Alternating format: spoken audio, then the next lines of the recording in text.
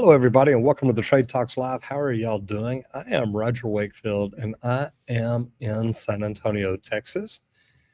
And this is cool because I am at the PHCC Reach event, so PHCC Texas.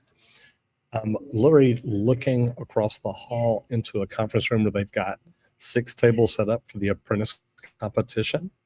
So this is really neat. I love doing stuff like this. I love what PHCC is all about and what it does for the trades industry.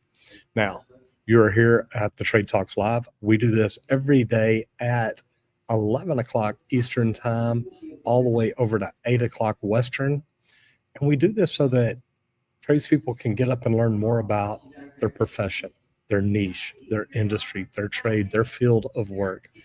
And we do this because it's not about knowing everything in the world out there, but it's so there's less out there that you don't know anything about. So this is something that we get to do, and we get to do it because of what I started doing on YouTube a long time ago. And those of y'all that don't know, I have another YouTube channel called Roger Wakefield Plumbing Education. And I'm not here alone. Squirt, how are you doing? Man, I'm doing lovely this morning. Good morning, everybody. Happy hump day. One of my favorite days of the week because it's all downhill after this, and I love that. But I'm Henry Wakefield, 20-year pipe fitter by trade. Now I get to run Leak Pro. You know, my whole family's plumbers, and I like to give back to them now. And we would like to thank Leak Pro for sponsoring today's episode of the Trade Talks, where we build the most precise leak detection system for professional plumbers. I always suggest checking out the complete kit. It comes with both devices that we build, the probe for the outdoor, and then that sidekick for the indoor when you're listening through concrete, because it eliminates that layer of concrete for you. So check out the complete kit at our website, leak.pro. But also, if you're not familiar with how to do leak detection, give me a call. I offer a 2-day in-person training here just outside of Dallas, Texas, and I would be happy to for you to come here so that I can teach you with the hands-on process itself on the slab we built. So give me a call at 1-8888 Leak Pro. I'd be happy to discuss the equipment or the training with you. And I love when you do the training, and I love getting to get out there and get to talk to the people being trained and just see what's going through their mind, see the way that it is a complete game changer to walk in and say, look, I've heard about this equipment. I've heard how this equipment works. But then you walk in, you hand them the equipment, you hand them the headphones, you hand them a complete kit, and they walk out on this slab and they start laying the tokens down to say, hey, I start hearing it here, I start hearing it here, and I fine tune it, and this is where it is. And then we pull out the tape measure, and it's like, man, that's exactly where it is. Or you know what? Hey, you're 3 inches off, you're 6 inches off. Either way, you're in the hole. You're right where you're going to be to fix it. People love that. That's it. That's what it's all about. Learning those Okay. skills. Now, we get to do this, and we get to do what we do today because I started doing YouTube 7 years ago, just over 7 years ago. And I did it to grow a plumbing company. So no matter what kind of business y'all have, if you think, hey, I'd like to grow this business, YouTube can be a great way to do it. Now, we started with YouTube, but then we expanded into Facebook, LinkedIn, Instagram, TikTok. I mean, everywhere now. And it's so funny because I'll be at events like this. And like I said, I'm at PHCC Texas Reach event. And I'm at this event, and people will come up to me and they're like, oh my gosh, you know, I love watching your videos. You make me laugh. I do this. You're my favorite thing on TikTok. And I'm like, wait, TikTok? It's like, oh, I forgot we are on TikTok. So I guess when you start at YouTube, you think that that's where you'll always be. But guys, if anybody out there is interested in learning to do what we do, it doesn't take a lot of fancy equipment. It doesn't take a lot of followers. It doesn't take a lot of viewers not to get started. If I'd have waited on all that to get started, we'd still be waiting. But if it's something you're interested in, I made a free webinar to tell people about it. Go to justmetroger.com and let me know what you think of it. Let's jump in here because we're going to kick things off with some pretty big federal news. And the national news is always something that we check into every day. But a sweeping new piece of legislation has been introduced designed specifically to accelerate the approval timeline for renewable energy products across the United States. And this isn't to get talked about and then buried. It's backed by bipartisan support and pressure from both the private sector and the environmental groups. So everybody's pushing for this. So what is it? The focus is on reducing the red tape, streamlining permits for solar farms, wind turbines, and utility scale battery storage. Some estimates say it could shave 6 to 12 months off of a standard approval cycle. Randy, that's a lot of time to be saving on just pulling a permit. That is, but like now we've got so many under our belts and stuff. We've learned so many things. Do we have to go through such an excruciating process anymore? No. Why? Because we have a lot of more professionals in that field now. It used to never be a field. Now it is. So we have a lot of installers that have picked it up and grasped it better. And it's only going to speed this process up, which is something I'm happy that they're finally doing, because 6 to 12 months just to trying to get the permits to actually start the work that they've shaved off of it. We're going to be able to keep these things going and get more efficient power sooner. And I love to see that. And the neat thing is for the people in the trades, that's us getting shovels in the ground a lot faster. Now, this really does affect the electricians because they'll be center stage with grid upgrades and solar installations, but then also the HVAC technicians. They can expect growth in projects integrating geothermal and high efficiency climate systems. And if you're in solar mounting, trenching, or utility trenchless work, anything at all like that, you're also going to be busy. According to the Department of Education job projections, this legislation could generate over 110,000 new skilled trades jobs within the next 3 years.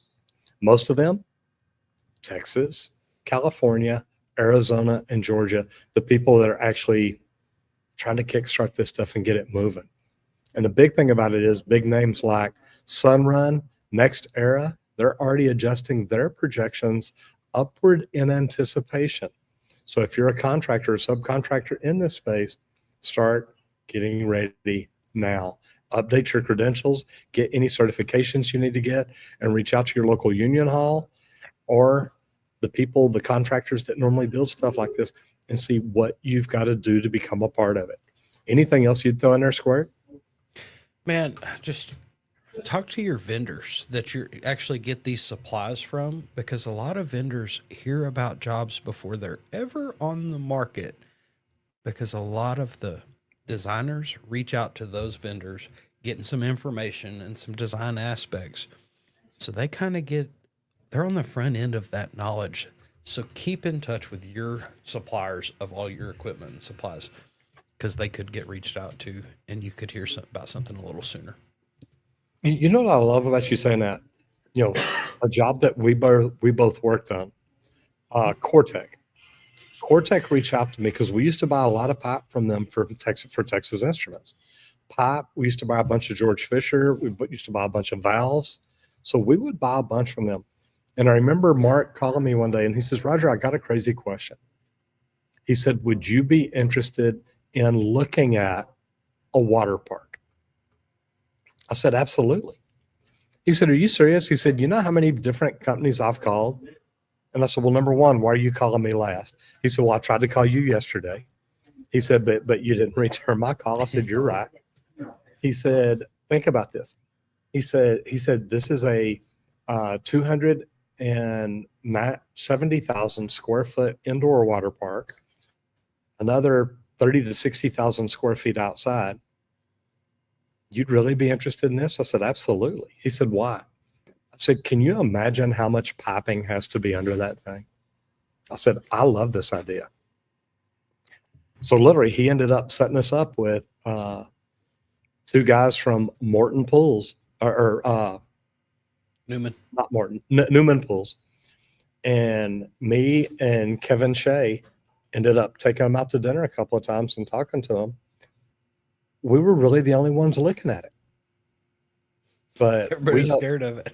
Yeah, but we put all that together. I talked to Mike Matthews about it, and we put that whole thing together. Well, then the funny thing is after we got it, because at the time I was the industrial superintendent, So I was over all big industrial work.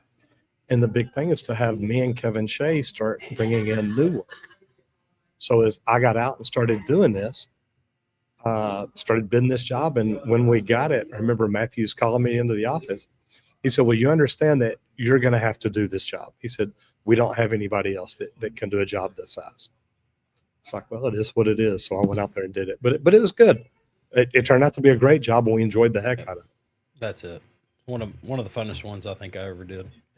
Mm-hmm. You and me both. You know, I don't think there's a whole lot of people in this world that can say, man, I was one of the first ones in a pool in a water park. Like, well, you got me there because I never got invited to the water park. I was gone by then. Yeah. We'll have to get you out there one day.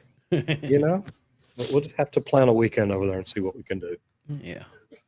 All right. Bottom line, improving cash flow through smarter billing practices. Now, I'll tell you what, when I sat down and read through all this morning, this is the one that got my attention, because this is the one that I'm like, you know what?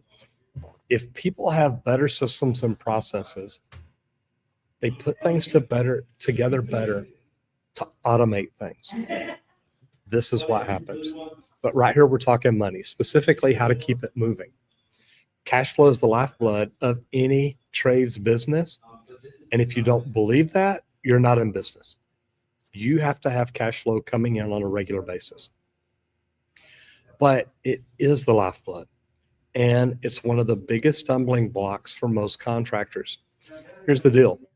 A lot of people are still relying on paper invoicing or net 30 terms without any incentives for fast payments. You've got to find a way to create incentives that will get people to say, look, we want to pay you early. We want to pay you now, whatever it is. And that's not going to cut it anymore, because automated billing platforms, and there's a bunch of them out there that have, and these are all online, guys. So literally you can implement it and tie it in.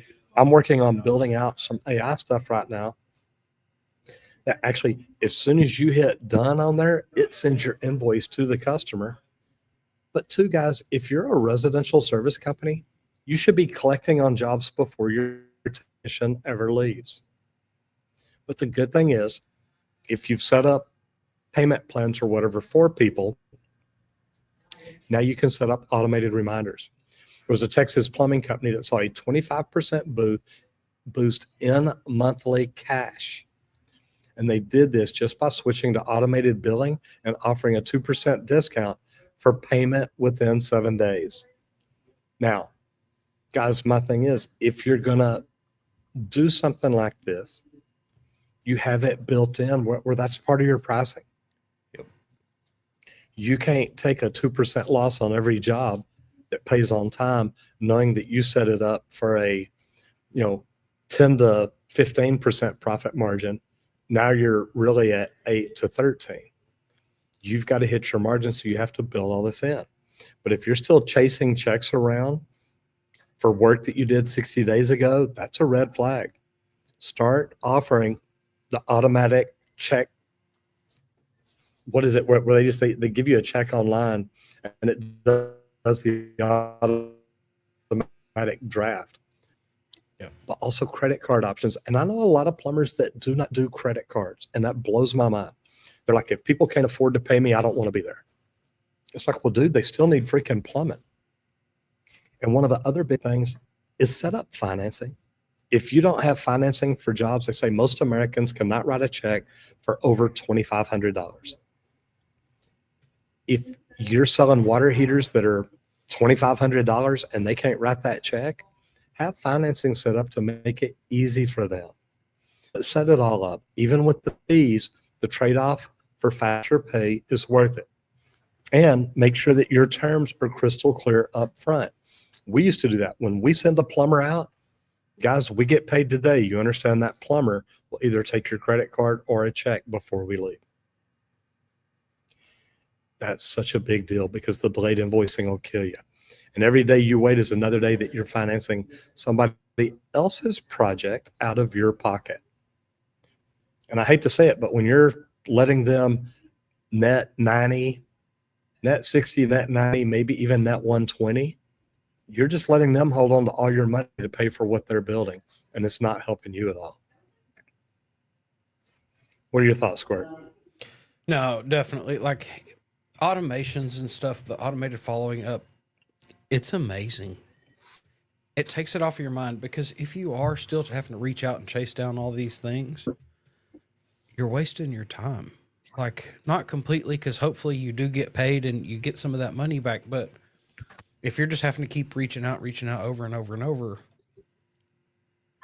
you're wasting your time on something that should have just been handled on its own.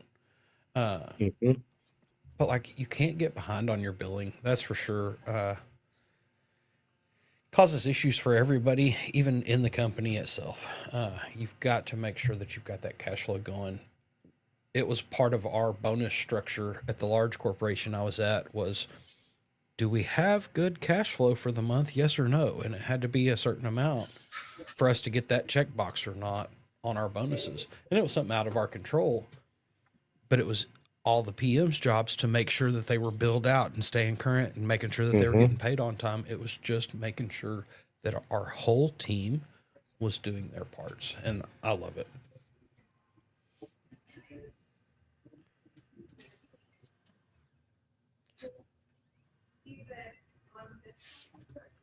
All right. We'll move on to safety here. Implementing effective HAZCOM training. Okay. Squirt, can you hear me okay? I can now. Hey, Randy, can you hear me okay? Yeah. Yes. Hello. Yes. Can you not hear me?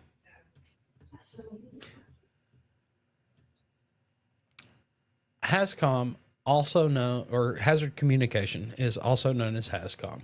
And it's not just paperwork, okay? It's what keeps your crews from getting hurt or even worse. And every year, OSHA cites thousands of companies for improper labeling, missing SDS sheets, your safety data sheets, or failing to train crews on chemical safety. And guys, I've heard stories back whenever I was getting trained on this and things like proper labeling and something I talk about here in the office occasionally to the people that have never been in a trade. It's like, yeah, you know, when you put a liquid in a water bottle, you better label what's in that water bottle. Like, quickly notify everybody so that if anybody stumbles across it, they know that's not what's in it. It's something else. But like, here's another real story. Okay. On a job site in Ohio last year, a laborer nearly suffered permanent lung damage because of a mislabeled chemical that was used during cleaning. Okay. Sent out some bad fumes, took it over.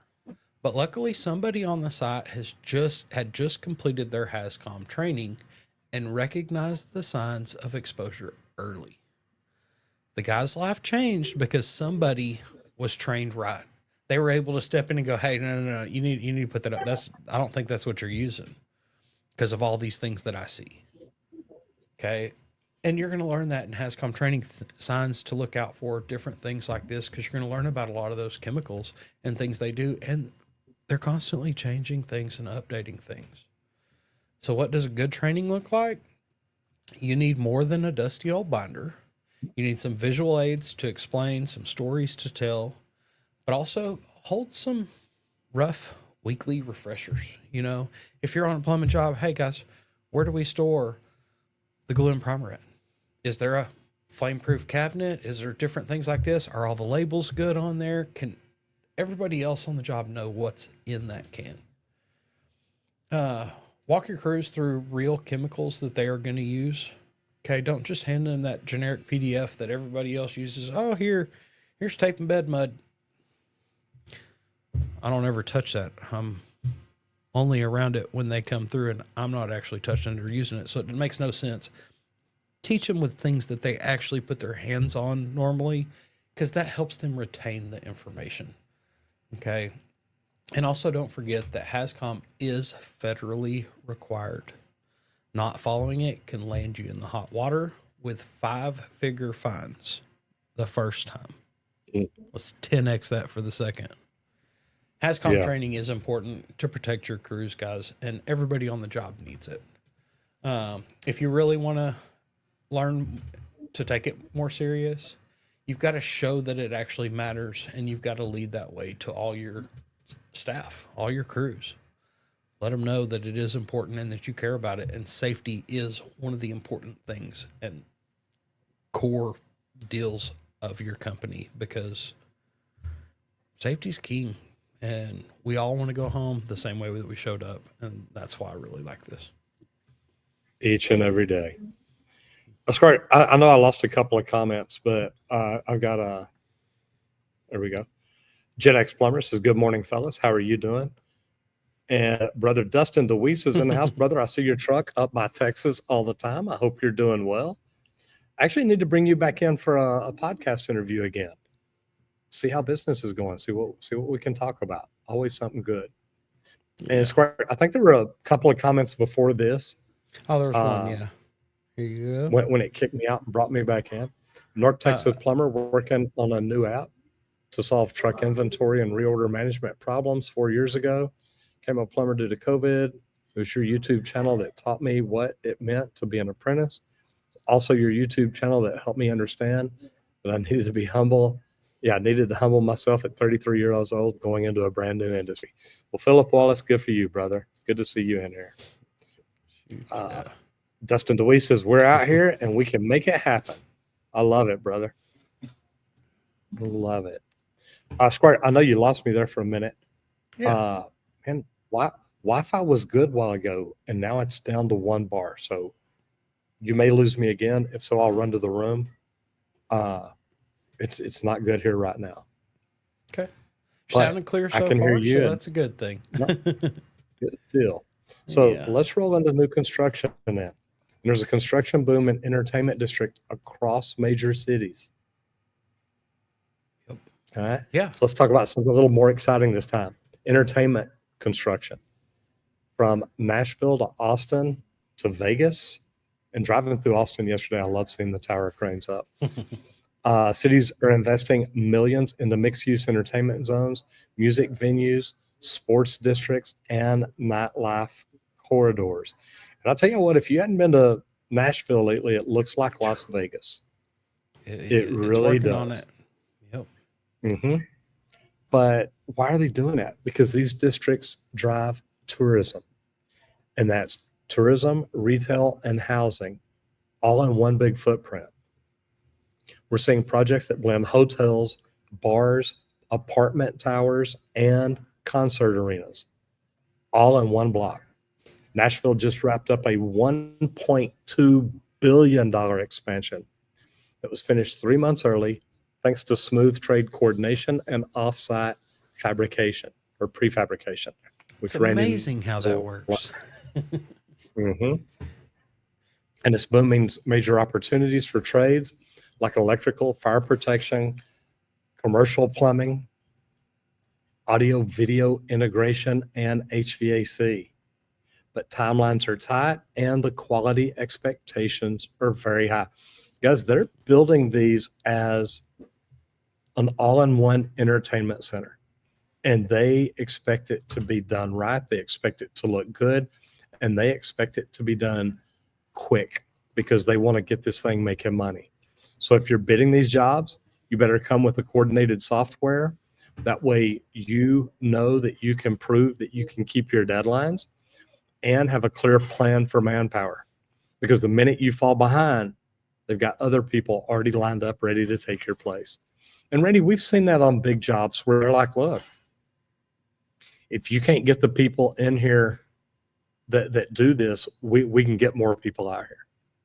And they'll give your work to somebody else really quick if you can't keep up. Super quick. They don't jack around about deadlines. If they can tell, and guess what, guys? GCs, they kind of know what's going on out there. They've run a lot of projects. They know timelines pretty well. They can tell if you're not going to be able to finish. And when they start barking for more people and you can't get more people out there, they will boot you off of the job and take your contract over to finish it out. Mm-hmm. No matter where it's at or what's going on, schedule is the priority. And safety. let enough people get hurt on your job, they'll run you off the job too. So definitely keep Yeah. that in mind. But like you can't let yourself fall behind. You've got to take care of your crews and make sure that everybody is pushing forward and you have enough manpower to keep up with the actual curve that's required to keep up with that schedule. Yeah, and I popped this up from Dustin because of what we're talking about right here. It says we work in some factories that require 100% PPE. Oh yeah. And Dustin and Randy and I worked out at Texas Instruments where PPE was 100% every minute of every day on the entire job. But when we're talking about work like this, it's going to be the same way, guys. All these bigger commercial jobs, they don't jack around with it anymore. It is 100% PPE. I remember the first time I was on the job, and they're like, you have to have glasses on 100% of the time. And I pop them up on my forehead. It's like, okay, they're on. They're like, no. That doesn't even count anymore. They get serious about it. Oh yes.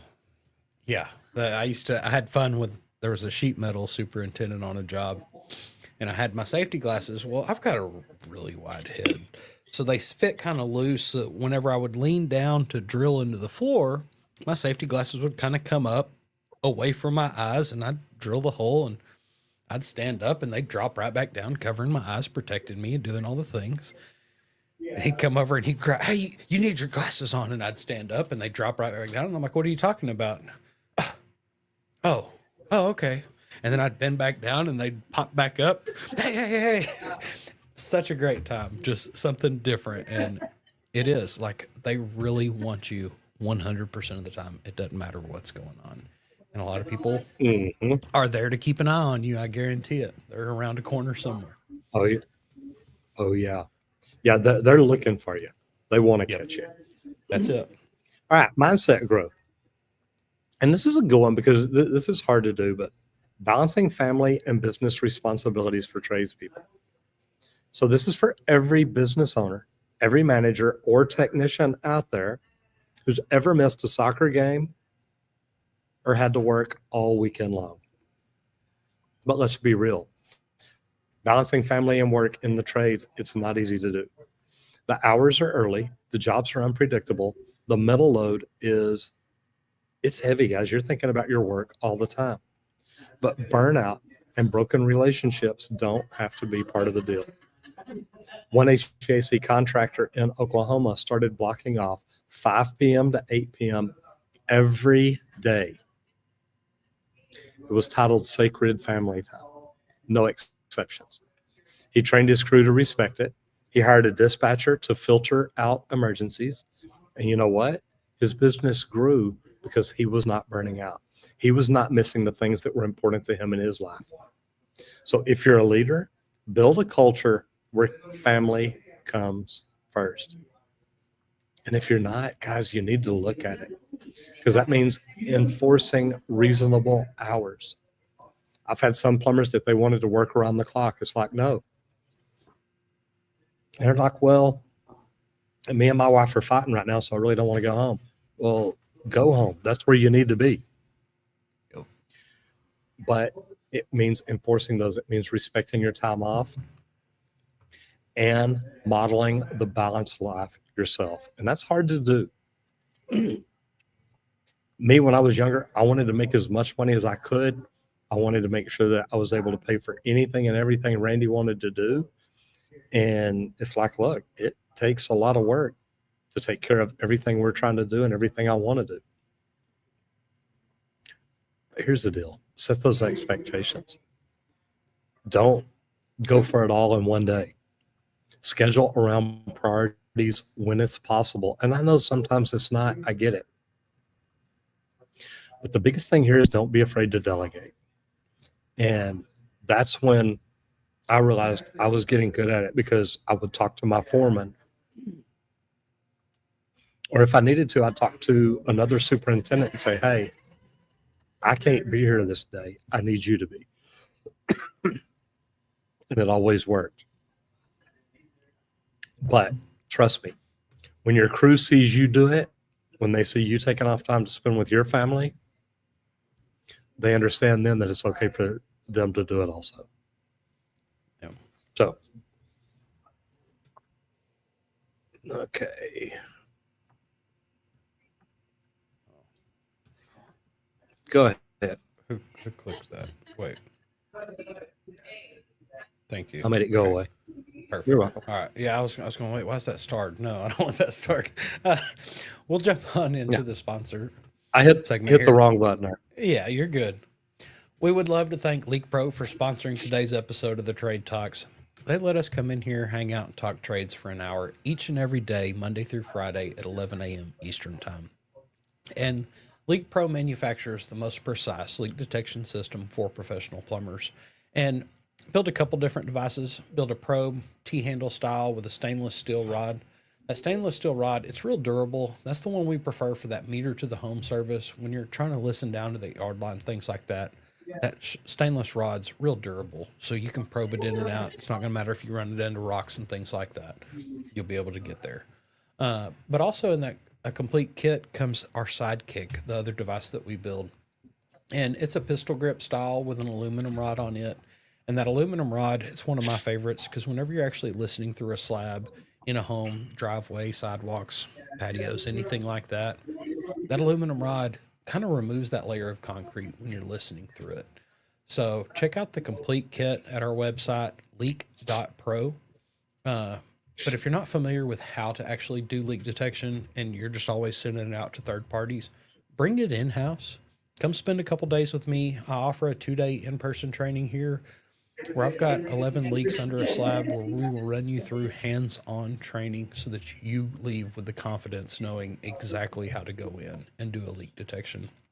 I also have one that's outside of the slab, but then also there's a couple sewer systems. We've got one cast iron and one PVC set up out here where we'll teach you to go to that double clean out outside of a home and be able to determine exactly where a sewer system's leaking. So do me a favor, give me a call, and let's talk about the equipment or the training at 1-8888 Leak Pro. I'd love to get this added into your list of services. And guys, if you want to do what we do, we started doing this just over 7 years ago. And I started doing YouTube to grow a plumbing company. And if you've got a company and you're not using YouTube, it blows my mind. Because YouTube is the second largest search engine in the world. And I truthfully think any and every business needs to be doing YouTube. You need to be getting your information out there. Your information is valuable. Your knowledge will help so many people get that information out there. And if you think, well, I can't do YouTube, I don't have the equipment, I don't have the followers, I don't have the viewers. You know what? I had none of that when I started. We started with a laptop. We started with phones and iPads. It is what it is, but we started. So if learning to do YouTube is something you think might be good for your business, I made a free webinar to help you out. Go to justmattroger.com, check out the webinar, and then come back in and let me know what you think about it. If you're not doing YouTube, your competitors are, and they're going to get ahead of you. Dustin put in says DISD and DFW Airport are also very strict. Yeah, I worked out at DFW Airport almost as long as I worked at TI, so I get it. The safety mark is always watching. Boy, isn't that the truth? And Dustin says, we all make a trade in life. Our most valuable commodity, time for money. There needs to be an even trade, and I've seen both sides. Dustin, you and I have both seen both sides. I know what kind of hours you used to put in, so I do. I get it. Completely understand it. But, man, it's something that we got to look at and think, okay, is this really what I want to do, what I need to do, or how I need to do it? So the big thing is if people will think about it. And I've had plumbers on my job, they wanted to make the bank, the hours, and I get it. But don't let it cost you time with your family that you can never get back. You can always make more money. Randy, all trades, reducing job site delays. Yes. You got to share resources and you got to figure out the right way to do it. Okay. Job site efficiency. Okay. It's a topic that too many crews overlook because if you don't run your site smooth, everybody's waiting on everybody to get out of each other's way. And that is no fun, especially down in the laydown yard. You're trying to bring in all these big trucks to unload. But it's one of the biggest silent killers of progress. Okay. Resource bottlenecks. You've got 5 trades on a job site, 2 scissor lifts. Oh, we all need to be up in the air. So guess what's going to happen? Oh, well, they had the lift tied up all day jacking with something, so we couldn't do our work. That's not any good. Delays, finger pointing, and those missed deadlines. No, let's get enough equipment. There was a job down in Houston where the plumbing crew, the electrical crew, and the low voltage team were all scheduled to use the same lift on the same floor over the same 3-day span. How do those 3 crews get everything done in 3 days all at the same time? Are they all going to jump in the lift at the same time? I don't think so. But you know how that went. Like, oh, we lost 2 full days just because y'all couldn't plan things out right. And that's why in estimating, like I always told all of my subs, look, carry your own lift. Period. It kind of ended up becoming one of our company policies that it's like, look, we're going to carry our own lifts and nobody else is using them. It doesn't matter. Everybody just needs to carry their own so that we don't have to coordinate. We've got it there for our crews. But that's not an option. Daily huddle meetings is one of the best things that you can do so that you know who's got it tomorrow and y'all can plan around that and you don't have to throw everybody up on the same floor at the same time because you know they've got the lift tied up. Okay, so we can't work on that. Let's go work somewhere else where we don't need that lift. Share calendars. It's so easy to create a new calendar or something and share with the people on a specific job site so that everybody kind of knows who's got what when. Resource allocation softwares are out there that you can actually go through and schedule out and program this for the equipment itself. But even just a whiteboard in the job office can solve a lot of headaches. That way, everything's out there and it's planned ahead. And you know what? Make it to where you can't put your name on there except for a week ahead. You really want to lock it in, we've got to know ahead of time, not the week of, not right then. But the best run sites that I've seen really, they use color code scheduling. Color code is so easy because every trade had a lane, they've got a color, and they can tell exactly where they're at and what they've got. But resource usage was clearly mapped out for everybody, and it was all color coordinated. We can all follow color pretty easy. But one GC that I knew included a shared equipment clause in subcontractors, making it clear who owns what, who's responsible for it, and what happens if the shared resource is abused. Make sure it's covered in your contract. But the bottom line here, guys, is if you're tired of job site delays, start by sharing smarter. Communicate.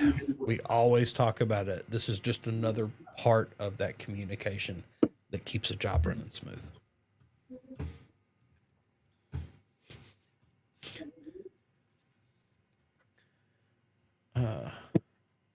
I'm kind of like you, Squirt. I never wanted to share equipment. I wanted to make sure that I had my equipment.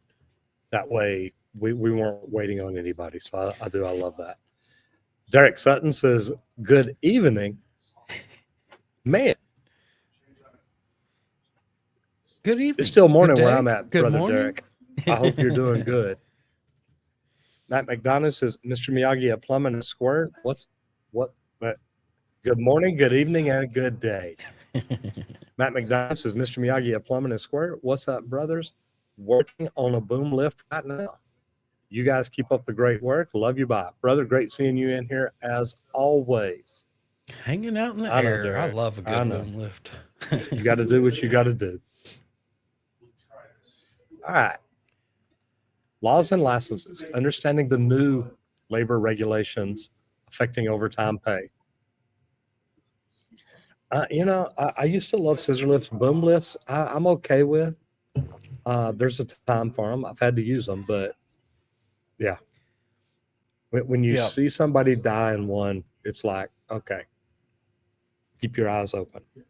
That's well, it. let's You talk learn law. to There's a respect major them, for change sure. in the labor law right now that's going to hit the trades hard if you're not prepared. The Department of Labor is revising the overtime exemption threshold. That means fewer salaried workers will be exempt from overtime. I love that. And more folks will be entitled to time and a half for anything over 40 hours.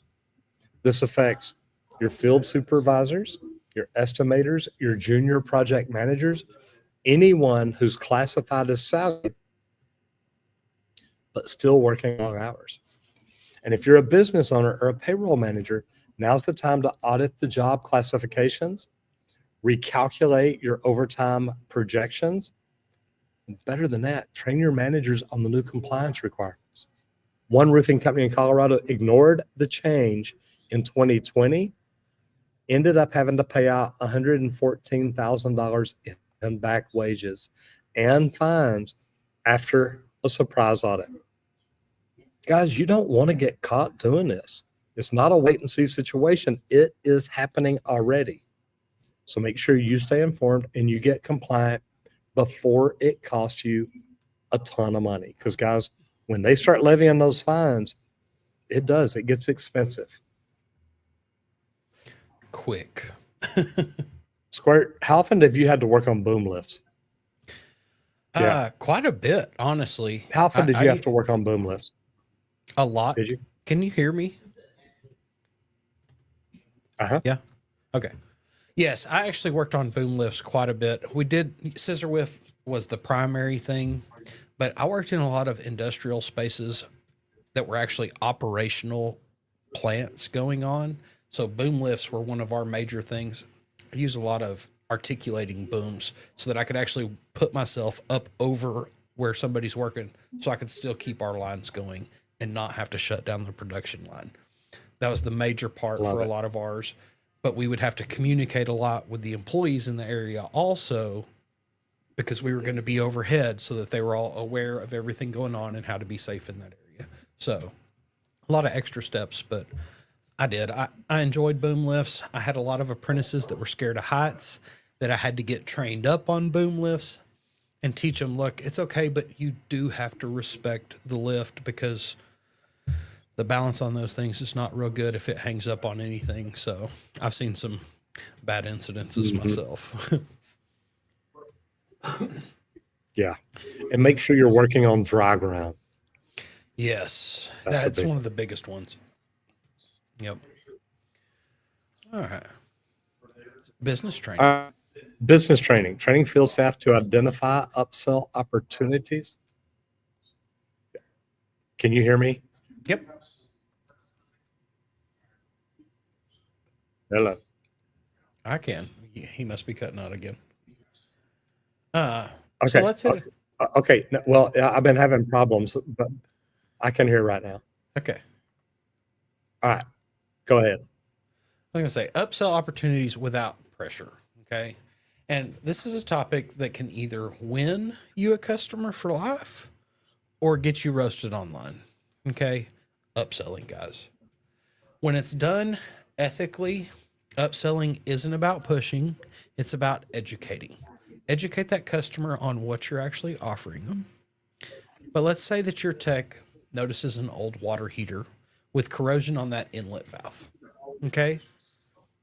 They're not selling anything. They're letting them know, hey, you have corrosion on this inlet valve. It's probably a good idea to change it before it actually fails and causes damage.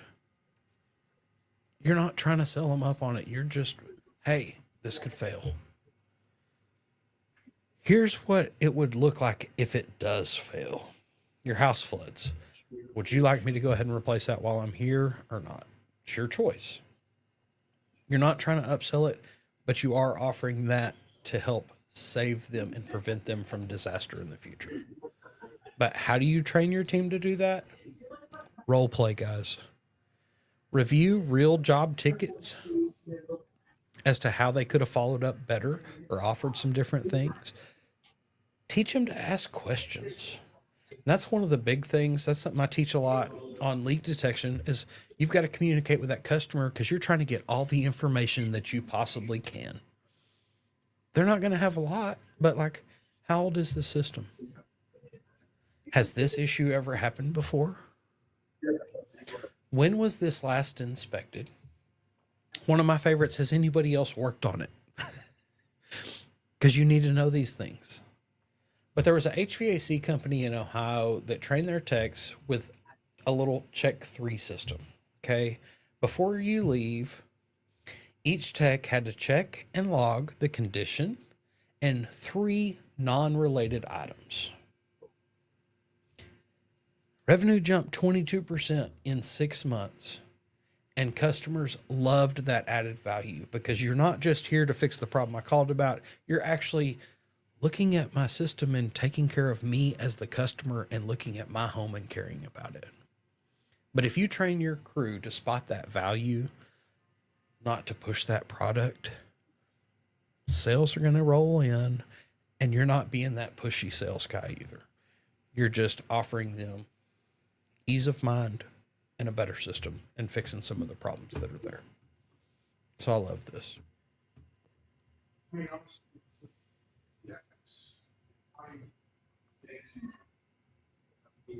How's your connection? It's great. One of my favorite things about this, and man, you keep coming in and out. Okay. But one of my favorite things about this is the fact that I think it's okay. Can you hear me or no? Yeah. Yeah. I guess he can't hear us. We'll move on in here to vehicles here. Is leasing or buying fleet vehicles better for your bottom line? And it's one of my favorite ones to kind of discuss here because I was brought up old school. It's like buy. You want to own all your stuff, period. And that's how the trade's kind of bred into me a lot. But you've got to have a strategy for your fleet. Do you really want to lease or buy your work trucks for that business?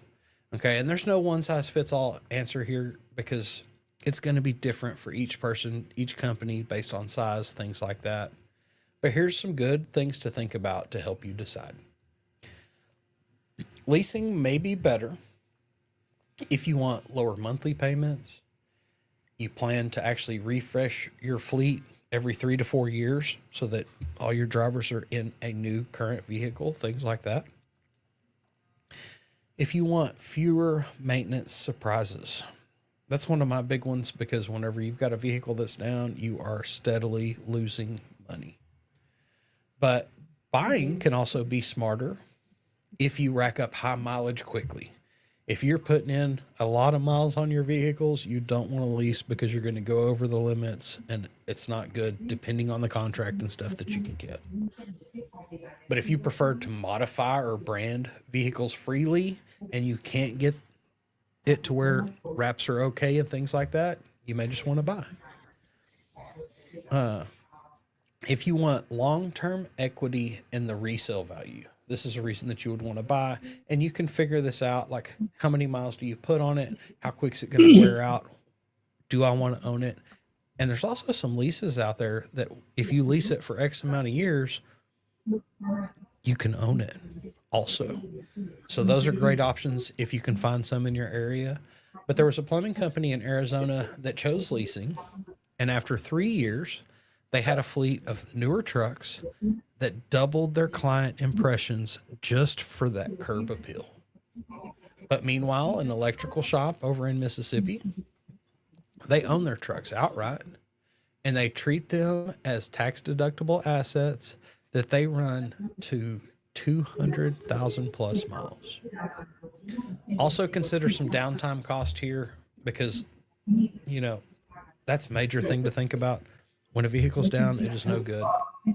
But leasing often includes replacement vehicles.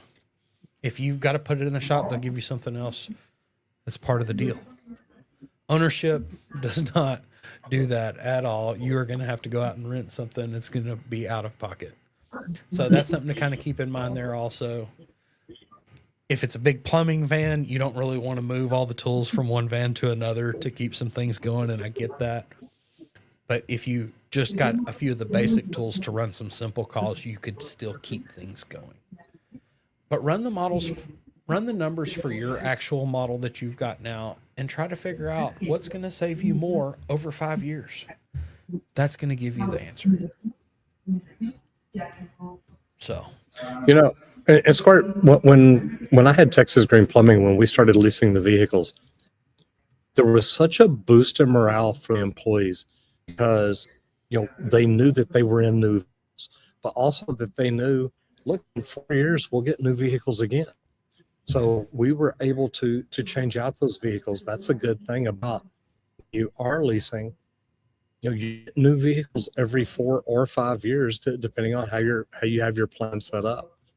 So leasing has some good things, but then again, people like me, Randy, I normally put 300,000 miles on my trucks.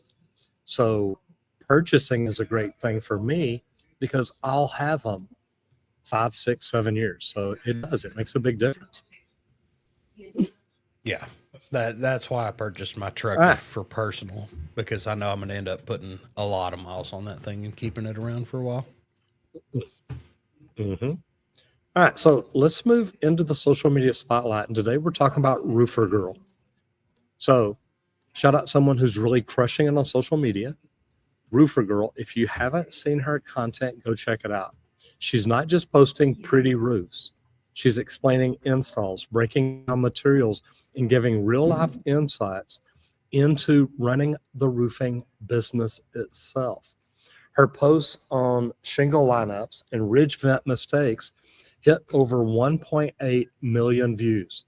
And guys, that's a good bit of watches to be getting on some videos like that, because she mixes real teaching with a little bit of humor and a lot of authenticity.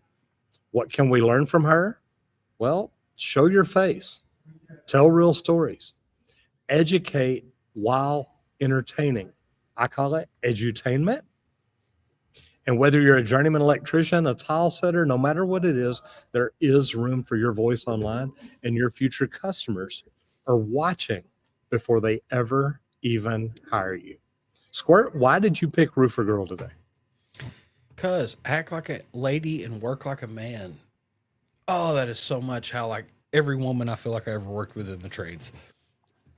Great people. I love seeing women in the trades. I really do. Yep. And they don't kid around either. They're typically pretty serious about working and outworking them men, which is one of my favorites. But she's been on here, joined back in 2019. 12,500 subs over here on YouTube. She has a larger following over on Instagram. But over here on YouTube, she's sitting at 6.5 million views with only 138 videos. Now, That's this is going to amazing. be some videos, some shorts, kind of a combination of everything. But it's a woman out in roofing. And she's showing you off the team and everything. She kind of quit doing long forms a lot here lately. It's become shorts more. Everybody loves shorts. I love shorts. Great snack size bits of information. But it's just women in roofing going out, putting in roofs. It's something that we talk about a lot here. One of my favorite things is to see people actually doing the thing, like installing roofs. I love it because, she mixes in a little humor too. She's going to spit on it before she takes care of it and covers it and seals it up. She did some competitions, roofing competitions. I think these are really neat to actually go and watch. To see how quick some of these people can throw a roof together is pretty amazing. And I just like to see people doing work in the trades. And that's what she's in here showing off. Gives you some different tips and tricks, like techniques. Let's go over here to videos. The most popular. Roof prep. 4.2 million views. Doing pretty good.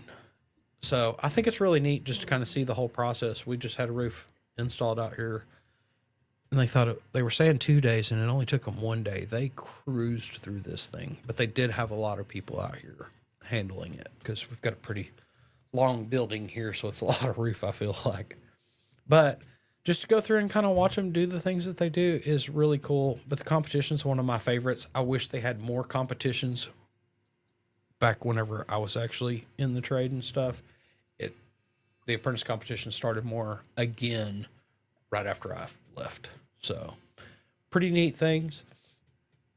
And there's not a whole lot of roofers out there. So I love to see that they're showing off some women in roofing that are doing the same thing as everybody else and teaching and doing great things. It's a How's great thing to see.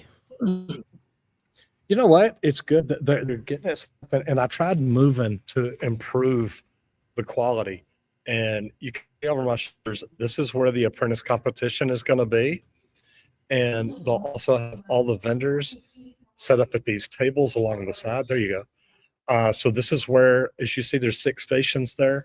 Ferguson is one of the sponsors. Ferguson came out and was setting up the tool bags and everything earlier. But as you see, they've got the stations lined up.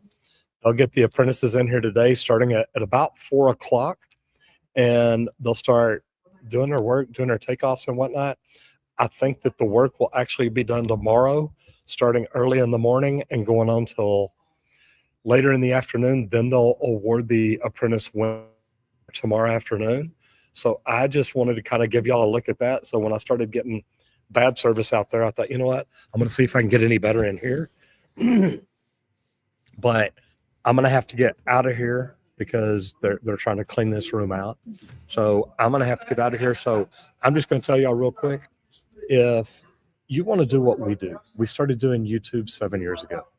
And if you want to do it, you don't have to have a lot of expensive equipment. You don't have to have a lot of followers. You don't have to have a lot of views. You'll get all that in time. We started out with a laptop. We started out with an iPhone. We started out with an iPad. And that's what we shot everything with. So if it's something you want to learn to do, go check out justmattroger.com. I put together a free webinar to help introduce you to YouTube and tell you a little bit about it. Kel L, I am down in San Antonio, Texas with PHCC Texas Reach Conference. Matt, it is awesome. And I'm not in Vegas this time, brother, but we're coming to Vegas soon. We'll let you know when it is. Maybe you can meet us for dinner. So Squirt, they're asking me to get out of here. I'm going to go ahead and shut this down and get out. Thank you so much for doing everything you do. I appreciate it. Sorry I had bad service today. It may be that way all week, but I promise you I'll try to do what I can. Sounds good. Have a good day. All right. Thank you, guys. Y'all have a great day. And whatever you do out there today, do it safe and have fun. Bye, guys. All right, everybody. Down in PHCC, getting to see some cool things down there. Love whenever he goes down and gets to participate. It's always a good thing, and we love to promote the trades. And speaking of promoting the trades, we would like to thank League Pro for sponsoring today's episode of the Trade Talks. They let us get to come in here, hang out for an hour each and every day, Monday through Fridays. And League Pro builds the most precise leak detection system for professional plumbers. If you're a plumber out there and you're still sending your leak detection calls to somebody else for them to come out and locate for you, your third party, and it's time to bring it in-house, guys. I build some equipment that's easy to use. It's the equipment itself, push button activation, so it's not on until you squeeze the trigger. One wire up to your headphones and a volume knob is the only adjustment on the whole thing. So check out the complete kit at our website, leak.pro.